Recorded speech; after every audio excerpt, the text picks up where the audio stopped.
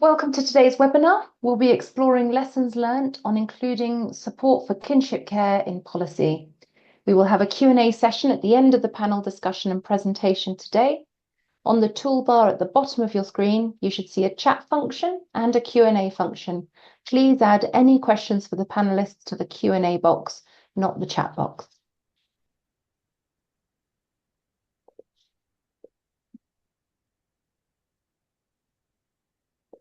I'm Gemma Gillam, and this is the Family for Every Child event.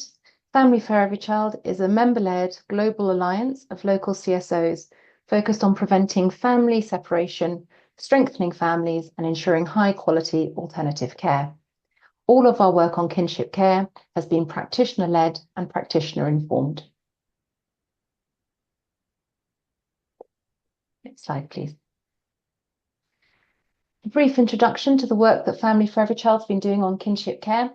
Family for Every Child first started focusing on kinship care about 8 years ago, when it became clear that the global deinstitutionalization movement was getting good momentum.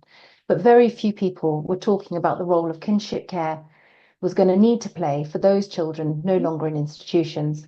It became clear that there was a lack of data and evidence on kinship care, and this prompted Family for Every Child to conduct a range of different pieces of research, looking to understand how kinship care was being used, what were the benefits, and what were some of the challenges being faced. The research showed that kinship care was the most heavily used form of care outside of parental care, and yet was often the least supported. It was usually the preferred form of care for both children and caregivers, and often considered culturally normative. This lack of support led Family to develop global guidance on kinship care through a 2-year practitioner-led interagency process and literature review. The guidance highlighted the complexities of formalisation of kinship care, recommending that not all kinship care arrangements needed to be regulated and that formalisation should not be a prerequisite for support. Next slide. Joining us for today's webinar to discuss the inclusion of support for kinship care at the policy level and share their experiences and lessons learned, we have, joining us from Ireland, Laura Dunleavy. Laura is a social worker who coordinates the Kinship Care Ireland programme for TOR. Kinship Care Ireland aimed to promote the recognition, rights and entitlement of children and families in informal kinship care. The programme was founded by a committed kinship carer, Katrina Nick Wuris. Along with Family for Every Child, Kinship Care Ireland launched the first Kinship Care Week in Ireland this October. From South Africa, Suzanne Plulo. Suzanne manages the Child Right Advocacy Programme at the Children in Distress Network, CINDI, in South Africa, where she's involved in research, advocacy and capacity support to local CSOs working with children. Suzanne has experience in programme design and implementation, organisation and capacity development, research and M&E within the NGO sector. She has particular interest in advocacy and policy development within the children's sector and is actively involved in a number of related national and international networks. Joining from Brazil, we have Claudia Cabral. Claudia is a psychologist, postgraduate in pedagogy, founder and executive director of the Brazilian Associação Terra dos Homens since 1996. Claudia has participated in the writing of the UN Guidelines for Alternative Care in 2009 and is the founder of the Brazilian National Movement for Family and Community Living in 2014. She's a member of the advisory board of the Latin American Network for Family Fostering, RELAF, and a member of the International Social Services, ISS, and has extensive experience in creating and participating in national and international networks to improve advocacy in family-based care for children. Welcome to all three of you. So first up, we'll be hearing from Claudia about how kinship care is currently supported in Brazil. Claudia, welcome.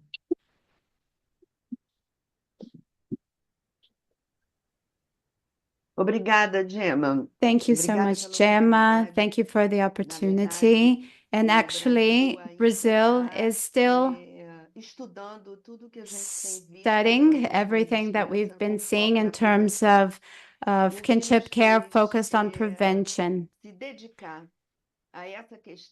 So we would like to dedicate to this because within this, the kinship care should be considered since they're born and not since when they're separated from their parents. And nowadays, our public policy is called subsidiary guardianship, and it is an alternative care that looks like to reintegrate. It's focused on reintegration, so with the family of origin. So what is the family of origin? It's not only the nuclear family, mother and father. It needs to be understood as the family in which all of the members participate in the education of the child. In other words, nuclear family, mother, father, and the extended family, like relatives. So it's family of origin and people who are close. So guardianship in the terms of like to guard, it's about removing the guardianship from the parents to someone else. We also question that because in the line of prevention, why don't we offer a split guardianship in which the grandparents or the parents could have this guardianship together? A third term is subsidiarity. So we always focus on the poverty of children in which you remove the child from the parents, and there's not so much focus in the psychosocial work that has to be developed with the families that have less conditions to live. So the main focus is in prevention. So what lacks in Brazil, we have a huge country Brazil is, so we need more statistic data. We are focusing this year to take advantage of the national census of this huge country to get this data. So another point is how to formalize this care and not consider it informal care without having to go to the judiciary, but to stay in the admin part of it without having to take it to the legal part. So another point is how to offer prevention support without considering only financial needs. Next slide, please. Next slide, please. In Brazil, we have a lot of political proposals focused to attending the families, but we need to qualify these policies, including the extended family, and to maintain the staff, because there's a lot of turnover of the people who do this policy work. And it's very detrimental, this turnover. In terms of advocacy, how do we understand? How can we get there within such a big country as Brazil? The first thing that we did at the end of 2022, when we collaborated with family to write these guidelines, we created a working group, which was also created with an official invitation to members who decide the national policy, like the Ministry of National Development and judges and public defenders, and also the national movement of NGOs. We developed a big colloquium, and we talked about not being a subsidiarity, but we talked about having it in the family, so keeping them in the family. So this year was very important for aligning the concept. So now we are ready to disseminate these new concepts in 2025, because it's all about creating this new culture. So sorry for speaking very fast, but I hope I kept my time, and I'm open to continuing this debate. Many thanks, Claudia. It's really helpful to hear about the approach she's used in Brazil, and in particular around the role that advocacy can take in progressing the support for kinship care in Brazil. It's clear that although formal kinship care is being received, there's a real need to expand this to the many children in informal kinship care. Welcome, Suzanne. It would be great to hear about the approach being taken in South Africa, where kinship care has been formalized. Great, thanks, Gemma. I hope that I can make this little table make sense to everybody as you look at it. And what I really wanted to highlight is how in South Africa we have looked to supporting informal kinship care as well as formal kinship care. So I've tried to show here the sort of degrees of formalization as you progress, across to well, the right on my screen.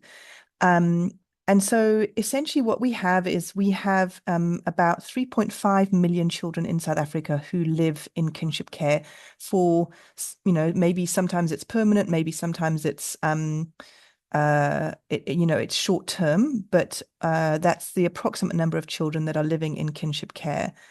And those are informal arrangements. So it is not, there's no formal placement. They don't go through a social worker or a court. Those are arrangements that are made within families. And yet, even though they are informal, we still have quite a bit of support that's available. So outside of normal social protection, things like no fee paying at schools and free healthcare, etc. There is also a specific grant that is available that's called the Child Support Grant. And that grant was designed specifically to follow the child. So it was designed to recognize that in South Africa, children don't always live with their biological parents. And so the way to prove, hi, Deborah, I just see you come up in the chat. I will come back to that later. So the way to prove that you are the primary caregiver is that you write an affidavit, which you can do through a commission of oaths or at a police station. And so it's a relatively simple application process. You do it at the local social security agency. It is means tested, so it's specifically targeting low income households. But the application process is simple. And it also was adapted to recognize that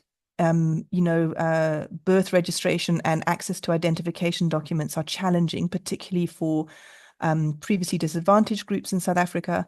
And so the application process allows you to use an alternative form of ID. So you'll see there in the second row down, it says alternative form of ID, yes. So that is permitted for the application for that social grant. It can be changed very simply using an affidavit again at the Social Security Agency. Where the limitation does lie with that process, though, is that it doesn't allow full parental rights and responsibility to that caregiver. So they are given the burden of care, as in they must look after the day-to-day needs of the child, but they aren't a legal guardian, so they can't make legal decisions. For example, applying for a passport, taking the child outside of the country, consenting to marriage or adoption, or even certain surgical medical procedures are not available through that process. That would still need to go through the legal guardian of the child. And then if you move across to the right, we were part of advocating for the introduction of another social grant, which is called the CSG top-up, so the Child Support Top-up.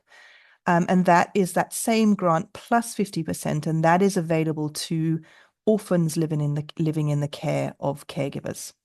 And again, it's very simple procedure. You can use alternative forms of identification. It does require a death certificate to be presented to allow that additional top-up to be added to the child support grant. And then we move across to guardianship, which would give full parental rights and responsibilities to that person. That is applied through the court. It's currently only able to be applied for through the High Court, but we are also in the process of, with other members of the children's sector, of advocating to have that move down to a lower court that is more accessible to people. And that also allows people still to access the child support grant and what's called the care dependency grant. So if you are caring for a child with a disability, you can access a higher grant, which is also available to anyone on the child support grant. They can increase that amount for a child with disability. Then we have kinship care foster care, which we have about 300,000 children living in kinship care foster care. That obviously requires a social worker intervention and court. And it isn't a permanent position. The child remains a ward of the court, so their parental rights are limited. But there is also a social grant, which is about 1.5 times more than the child support grant. And then the final option, which is obviously adoption. I've just put it as kinship care adoption. And that requires the consent of the biological parent, social worker, and court intervention. We have very low numbers of children adopted in South Africa. It's less than 1,000 a year across all adoptions. And I would say very few of those will be children adopted into families. So I hope that gives an idea of the sort of degrees of formalization, the ease of access to the different types of support that are available, and how the system has tried to take into consideration the needs and the context of those caregivers, and to keep it as simple as possible, whilst also making sure that there is a protection system around the child as they move further into the child protection system. Thank you, Suzanne. It's great to see a step towards the inclusion of support for informal kinship care in the form of the grant, and also the inclusion of children with disabilities as well, which we know is an area that requires additional support. Welcome, Laura. Thank you for joining us to share about the current approach in Ireland and the work that you've been doing there. Hi from Kinship Care Ireland, and thanks for having us. It's just the previous slide, Gemma. Great. So Kinship Care Ireland is a small national programme of the charity Tror. Tror is the Irish word for direction, and Tror is a charity that supports families that are not based on marriage. So Kinship Care Ireland fits well within that programme. We were founded by a very dedicated kinship carer called Katrina Nigueras and funded by TUSLA Child and Family Agency since 2020. TUSLA is the state agency with responsibility for promoting child protection and welfare. So we work with and for kinship families across Ireland, promoting the recognition, rights and entitlements of kinship families. We predominantly engage with informal kinship carers over our phone line. We have 4 main strategic goals: supporting kinship families, raising awareness of kinship care in Ireland, political advocacy and campaign work, and the future-proofing and sustainability of the programme. We provide over-the-phone support, information and advocacy, and sorry, does this sound okay there for everyone? And we provide referral pathways to kinship families to local services within their community and linking with peer support. This work together supports us to create an evidence base of the needs of informal kinship care in Ireland. There is an estimated 10 to 12,000 children living in informal kinship care in Ireland. We have a national population of 5.2 million. Sorry, there's an issue with sound. I'm just seeing if that's, is everyone okay with hearing there? Yeah. There's a population of 5.2 million in Ireland and 10 to 12,000 children living in informal kinship care. In a comparison to formal care, there is 5,031 children. Sorry, I'm just going to turn up. I think it's up as high as it goes though, so give me 2 moments. I think you'll just need to speak as loud as possible, Laura. Okay. For the interpretation. So of those 5,031 children, 1,459 are in relative foster care. So they have formalized their care. That means they are eligible to a formal foster care payment, which is €400 per week per child. That increases when the child turns the age of 12. There's also access to a medical card, grants for 3rd level university education, aftercare allowance, and training opportunities for formal kinship carers. Next slide there is in relation to the supports that are available to informal kinship care families. We can move to the next slide, please. So the current supports available to informal kinship care families, there is a social welfare payment called the Guardian's Payment, and at the moment 3,097 children are in receipt of that payment. You can see that's about a quarter of families in informal kinship care receiving financial support.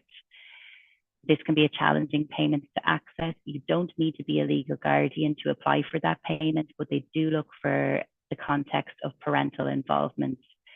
That is specific to informal kinship care. There is also a mainstream social welfare payment called the Supplementary Welfare Allowance Payment. This is a means tested payment, and it can support covering some of the costs of, for instance, funeral expenses or essential furniture and essential needs for a child to help settle them in. That is means tested. Child benefit is a monthly payment of €140, which a kinship carer can apply to change over if they've been caring for a child for a number of months. The National Childcare Scheme is the name of a toothless sponsorship for early years and after school education. There is toothless recognition that children living in informal kinship care have an added vulnerability, so they are eligible to that National Childcare Scheme support. For a kinship carer to formalise to become a guardian, they do have to be caring for a child for 12 consecutive months when a birth parent is living. In relation to the ongoing policy development on the next slide, we created policy submissions and position papers and had great support from the Ombudsman for Children's Office, which created a recommendation from the United Nations Convention on the Rights of the Child in February 23. This brought on our Department of Children's policy work, and you'll see from the graph below that we're nearly halfway through that policy development. That started with a scoping paper looking at research nationally and internationally. That policy work is guided by a steering group and advisory group with members with expert by experience, researchers and professionals working with kinship carers. That guidance is guiding the consultations which are taking place right now with young people with kinship care experience, birth parents and kinship carers. In Q3 of 2025, we hope to have public consultations, and then the Department of Children will hopefully get that policy signed off and approved by government. So it's an ongoing process. There is work going on, but there's much to do in terms of making sure that families have equitable access regardless of the legal status of their relationship. I hope that gives a brief overview of where we're at in Ireland. Thank you. Thank you, Laura. It's great to hear about the range of different support that's available there, both for children in formal kinship care and also informal kinship care, and the continued work that's happening at that policy level as well. So thank you to each of you for sharing on the current situation in each of your contexts and how the different support and what the different support systems are for kinship care in your context. It would now be great to hear from each of you on some of your key takeaways, lesson learnt, or top tips for other practitioners looking to include support for informal kinship care in policy, as we realise that that is where the vast majority of children in kinship care find themselves. Claudia, coming to you first, what would be some of your key takeaways or recommendations for others working towards this at a policy level?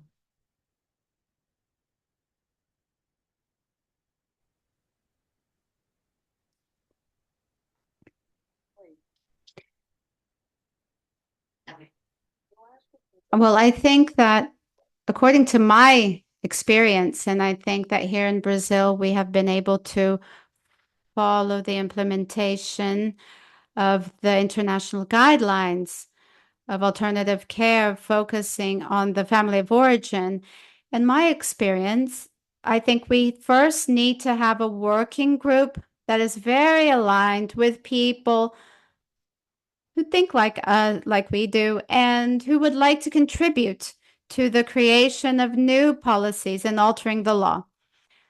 So if you join people, but if they're not physical people, they're institutions, a ministry, or the National Board of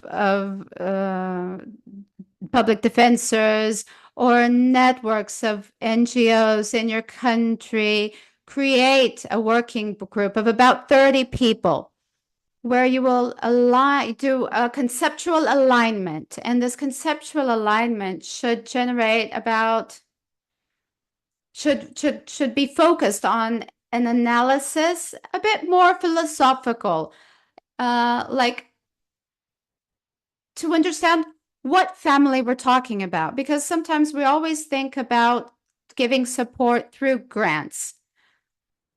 But what is lacking in the beginning, when the child is born, where the family reorganizes itself informally so that they so that the family can have more protection through the members without needing the interference of the state all the time.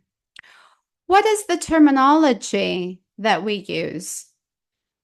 So the guardianship, it's about ownership. What family are we talking about? Are we talking about the nuclear family, mother, father? No. Therefore, there is a philosophical comprehension behind this, because when we talk about kinship care, we want to, in a way, include everyone. It is a policy of total inclusion, because we cannot understand that the care for children is only through the mother and father.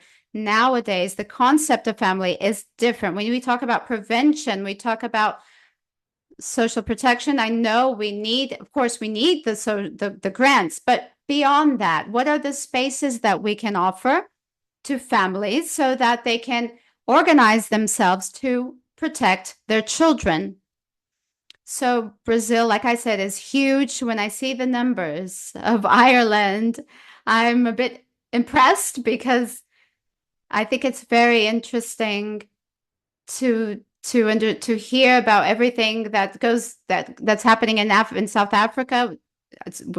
South Africa is also a huge country, and I would also like to know what comes with this offering of benefits, because you have many benefits like you showed us, but I'm very curious to understand how the government can have enough money and capacity and professional capacity to follow up on all these grants, social grants. And another challenge, just to finalize, is the terminology. So the concept of kinship is very different for us Brazilians. We were colonized by a Jewish Christian culture, and also we have the indigenous culture and linked to Africa, and very similar to Australia as well. So we need to translate this in a way that we can understand it. And for us, the translation, we can't translate into one word only.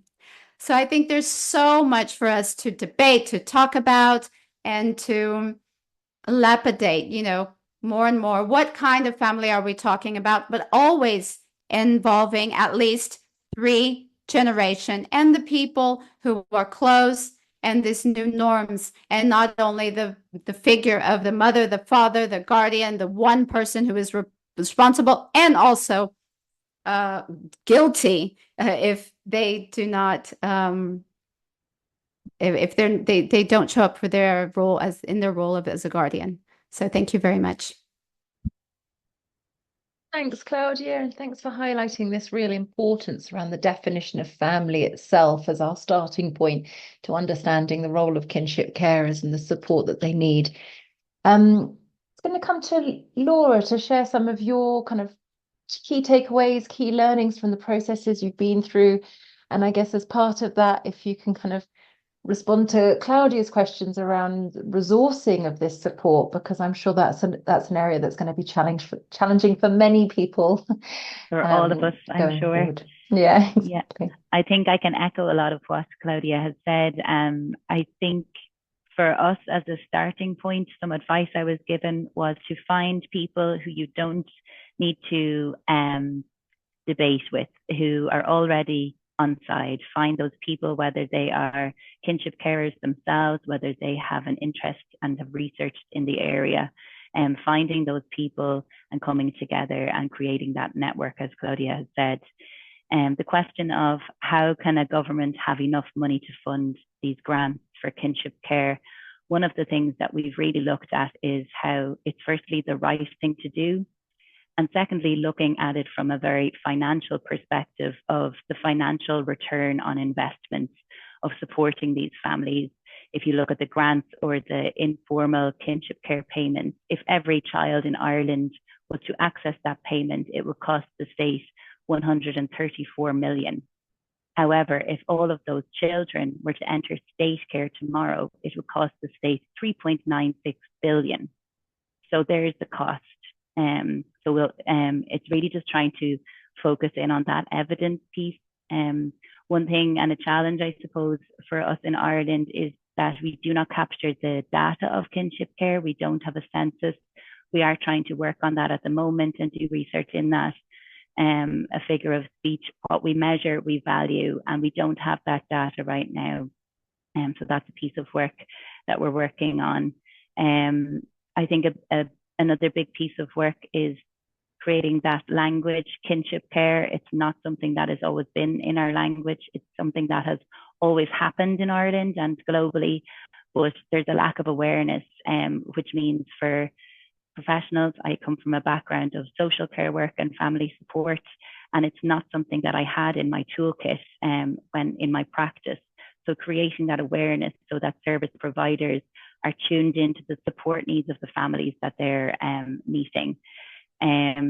We're very fortunate in Ireland that we're a small country, so we do have good access to our government departments and our policy makers, and the policy submissions, position papers, and that continuous lobbying, finding again that those in government or those in those decision-making roles who are understanding and seeing that this is a solution and that these families need support. I'm thinking, is there anything else? I suppose for countries starting out, and we are very much in the early stages of our journey as well, a few years in, learning that we don't need to recreate the wheel. We do not need to start at the beginning. There's fantastic research nationally and internationally. There's practice that we can learn from New Zealand, looking at pay parity, from the UK. There's fantastic access to peer support, and there's fantastic societal awareness of kinship care. So we don't have to start. We can learn from these networks and these spaces like here today. So that's the thoughts that come to mind. Thank you, Laura.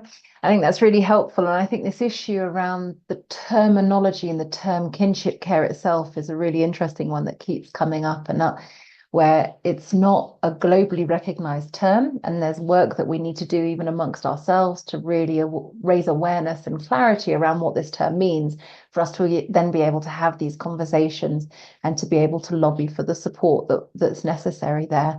And I think some really interesting kind of evidence around this cost difference and using that as an advocacy tool, and also this issue of a lack of data. That's definitely something that we've encountered as well, where it's an area that we're still trying to grow an evidence base on and an understanding of the true scale. Suzanne, it'd be great to hear from you in terms of your key takeaways and recommendations. So I got asked some questions about stats in the chat, and I'm just I realize I'm a little behind. I thought we had 18 million children. Apparently we have 20 million children in South Africa.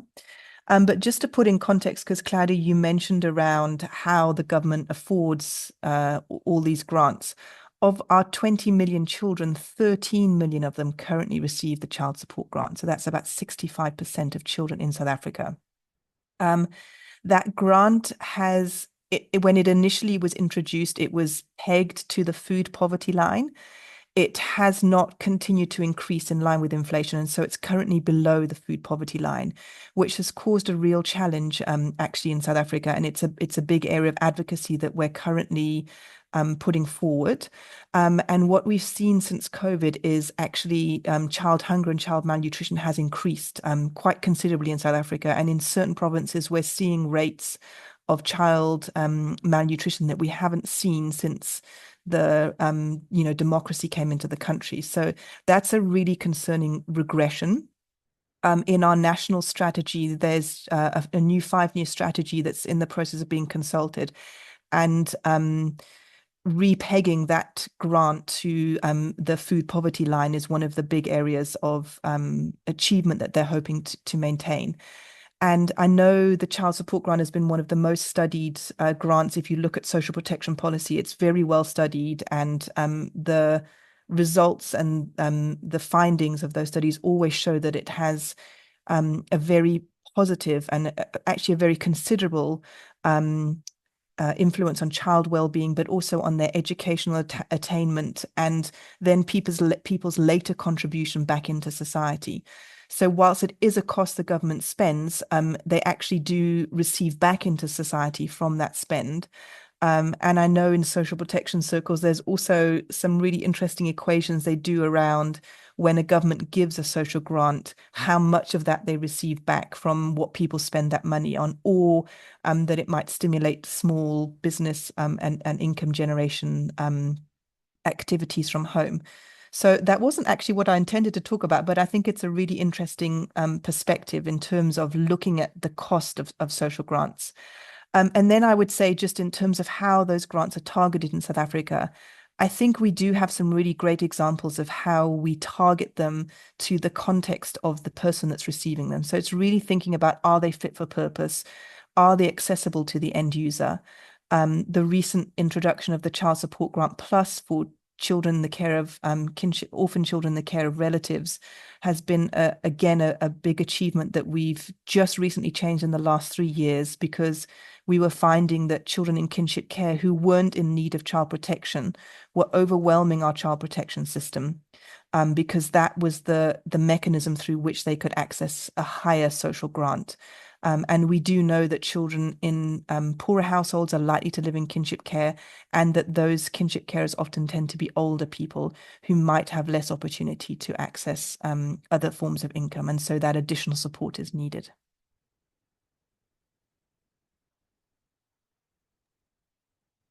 Thanks, Suzanne.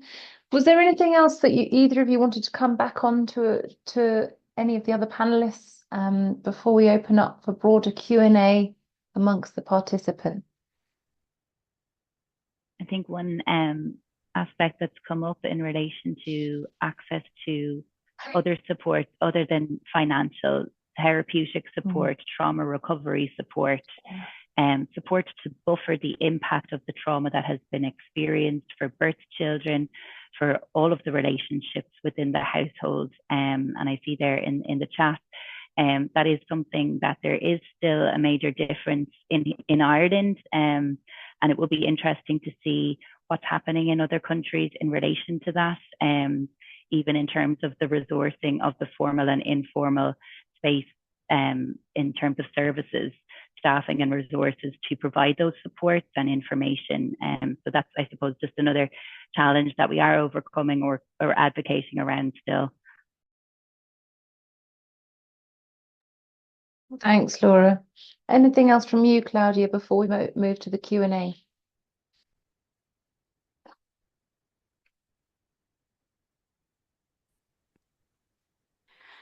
I would like to launch 2 reflections.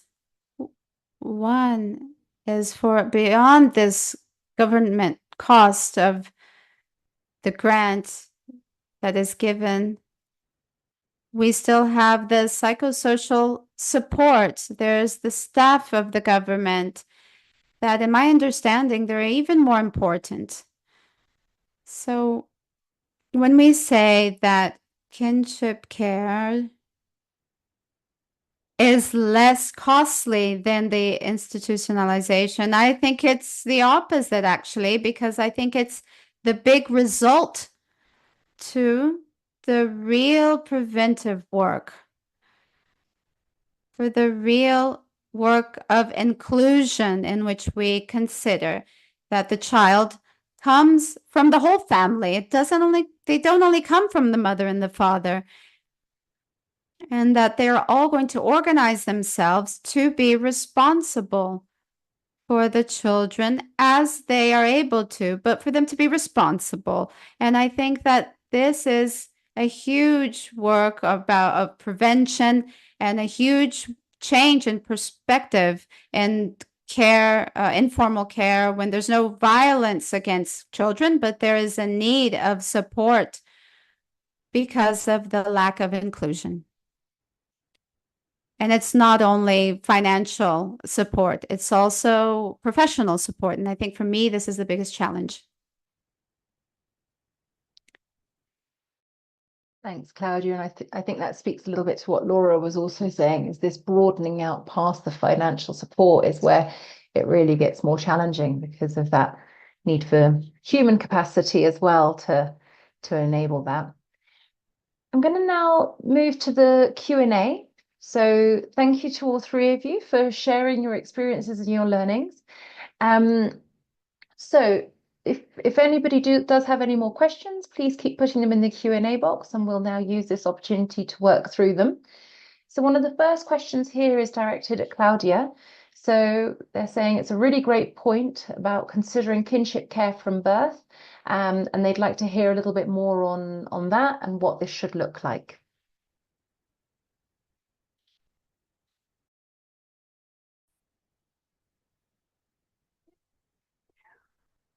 When we work with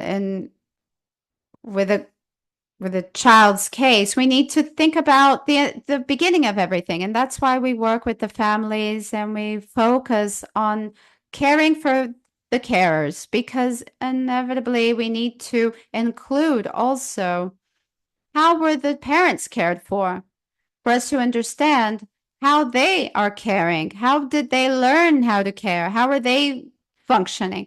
So when we talk about extended family or kinship family, is to talk about the family of origin, and the family of origin includes the nuclear family and the extended family and the group of people that are around that child.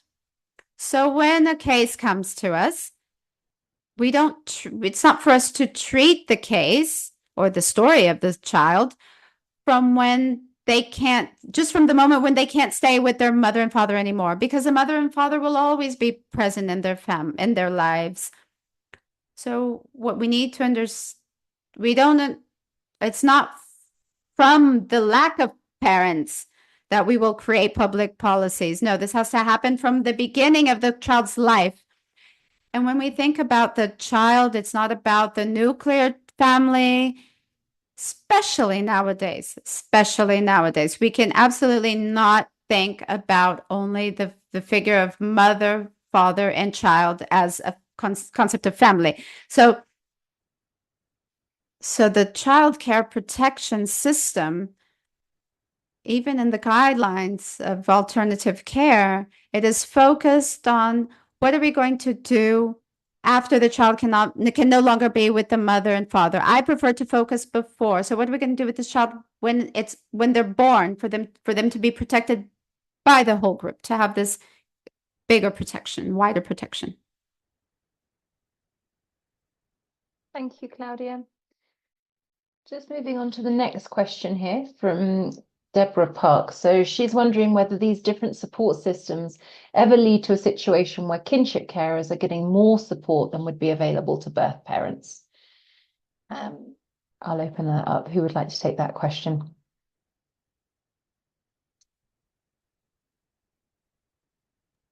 I can comment on that a little bit, because it's definitely something that has come up in our context. So I think sort of an interesting perspective from the South African context is that this idea of kinship care is not really something we talk about. So many children, I mean, I think it's over 30% of our children in our household surveys are recognized as growing up in the care of some other family member. And that's probably more if you include children whose families don't think of that as kinship care. And so that line between biological parent and somebody else caring for you is quite blurry here already. And so I would say in that informal setting, it's not really seen any different. The support that's given is for the child. It's whether their biological parent is actively involved in their life or not. Where we start to see people finding it difficult from a kind of ethical perspective is when we enter the foster care system. So we can often say if that level of financial support had been given to the birth child of that parent, the biological child of that parent, would the child now be in the in the foster care system? And I think that that's a real question that we really should be considering more in South Africa. So yes, it does come up, and it is something that in our research people have commented on. And I think it speaks to should we be doing more to support particularly vulnerable lower income households, and how do we identify those households and then sort of stratify the support that they need, which could be psychosocial support, which could be mental health support, which could be financial support. But certainly there are instances where, certainly from our experience and from what participants have shared with us in research, if that particularly financial support had been available to the biological parents of that child, perhaps they would not have entered the child protection system. Thanks. Sorry, you'd also unmuted. Did you have something you wanted to say on this? I think you've covered all bases, Suzanne. Great. So, Suzanne, there's a request for some of the sources of your information. So I suspect maybe you've got some of your research that you might want to share more broadly. But yeah, so we have done quite a lot of participatory research with caregivers and children in kinship care. If you're referring, Leslie, specifically to the numbers, then the Children's Institute has a really nice little section on it called Children's Count, and you can look up specific numbers on there. And they manage that from the General Household Survey data that our National Statistical Agency manages. So you can go on there and look specifically at the data there, which is quite helpful. Like I said, sometimes the nuances between what's considered kinship care, it's a term that we use in terms of care reform, but it's not an everyday term in South Africa. And many people are like, why are you making such a big deal about this? Because that's how children grow up here. So I think that we probably are underestimating the number of children that are in some form of kinship care, but it sits at around 30%. thanks, Suzanne. That's really helpful. So the next question we have here is, in Ireland, children in formal care have access to a range of support and services other than financial support, such as medical support, educational support, and aftercare support. But children in kinship care do not get this support. What is the situation in other countries?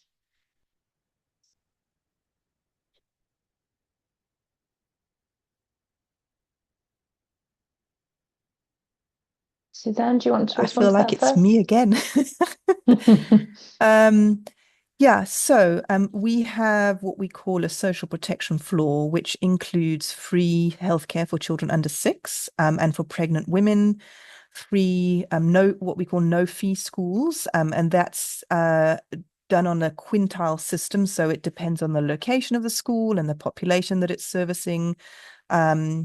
We also have zero VAT rated foods, which tend to be foods which people from lower income households would purchase. And all of these are available. And we also have free basic electricity allowance, free basic water allowance, free housing. And all of those are accessible to anybody. So it's not specifically you have to be living with your biological parent. It's based on the household's needs. So that's the situation in our context. The only difference would be that if the child is in the foster care system, the caregiver can receive the foster child grant and the care dependency grant, which is a grant for a child living with a disability. If the child isn't in the foster care system, then you can receive either the child support grant top up, or the care dependency grant. You can't receive both of those grants at the same time. So yeah, the basket of services that's available, particularly for lower income houses and what we call indigent houses, is very broad, and it's not dependent on the children, who they live with. It's irrespective of who they live with. Thanks, Suzanne. Claudia, was there anything you wanted to add from the Brazilian context on this one?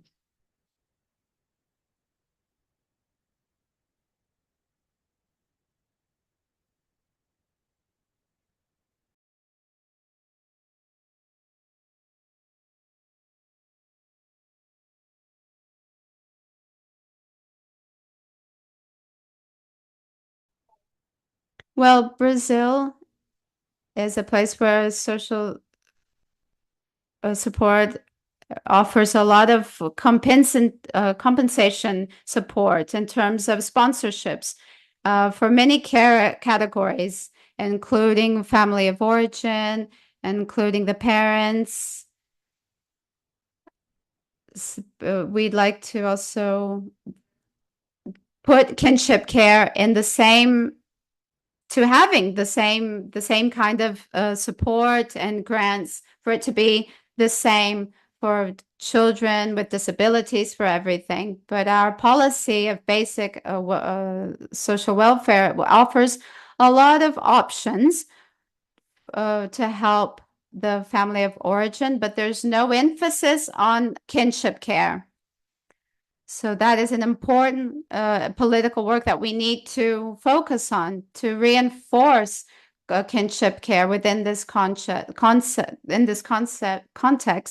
to guarantee grants for the families who need it. And the cases of alternative care, the guardianship, the subsidiarity, we are trying to change to children's cases that have gone through some sort of violence in their house, so they need to leave the care of their parents, and then they go to kinship care or to alternative care. So one of the problems that we had for the lack of advancement of policy was when we hit the financial part. So the government started to question, but how much do we need to give you for how long, until, you know, we can see that the child has come back to the parents. So it was a bit of concern there that children could just leave families could just leave their children with other families, and for them to be able to have access to that grant, which was quite a good amount of money. So now it's being redesigning in some way by the municipalities. They're starting to implement these grants, especially for children that are going through reintegration from institutions or from foster care to kinship care. Many cities are already implementing policies in that way, and we have more than 900 municipalities in Brazil. So thank you. I think a lot more than 900, actually, 9,000. Thank you, Claudia. Going on to the next question, got really helpful presentation. Thank you. Whether to formalize kinship care or not is a key debate. Do Suzanne and Laura think that your countries have got the balance right between formal and informal options for kinship carers? Important question. I think in Ireland, often families have missed the opportunity or haven't been given the information at the time, and there might have been a choice to formalise their care, and then that option is no longer available to them. Other times, families do not want to formalise their care of their loved one. They often do not need the involvement of a long-term social worker. The child protection element of things is removed, but that does not mean that there isn't social, emotional, health, practical support needs. So what we would be looking for is that there is a support pathway, not necessarily within the social work support system, but outside of that, that there's a support pathway to prevent the flooding of the social work system that Suzanne discussed. So whether we have that balance, we would hope to be working in that direction, but we are not there yet.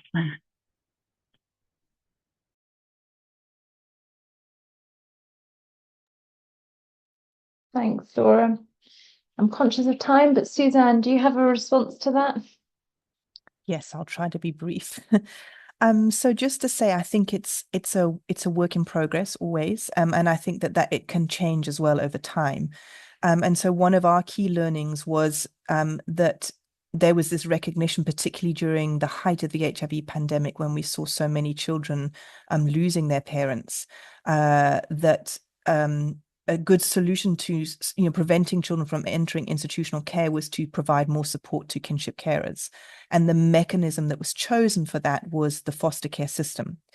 And what that essentially led to was that system became totally overwhelmed, and actually, in effect, it didn't function properly. And so children who were really in need of care and protection weren't receiving that support from social workers because they were overwhelmed with administration of grants for children who perhaps didn't need that kind of level of child protection intervention. They were well cared for and safe, but their caregivers did need additional financial support. And that's why the children's sector advocated for the introduction of this, what we call the Child Support Grant Top-Up, which gives an additional amount to kinship carers, but isn't accessed through the child protection system. So it's already, we can see the numbers in that system starting to reduce. And what we hope is that will improve responses within that system. I mean, just to put things in perspective, I think we've talked a lot about the support that's available, but our social worker caseloads can be over 200, which is very different, for example, in the context of Brazil. So in terms of our therapeutic work and the psychosocial support that we're offering, I think that that's a real weakness in our system, and is perhaps what we lose from the other benefits that we're providing. Thanks, Suzanne. Now, unfortunately, we've come to the end of time for the webinar today. Apologies to those for whom we haven't managed to answer your remaining questions. We'll try to pick those up on Changemakers after the session today, and the recording will also be shared alongside it, as I feel there's some really pertinent questions still remaining around the challenges of talking about kinship care when it's considered such a natural, culturally normative process, and how to get those conversations started. We know that that's a key issue that arises for a number of different people in a number of different contexts. So we will try and come back to those on Changemakers and take forward those conversations, because we do recognise they are really useful conversations to be having. However, as today has come to an end, we wanted to thank our panellists again for joining us and sharing on their various different contexts and learning and experience.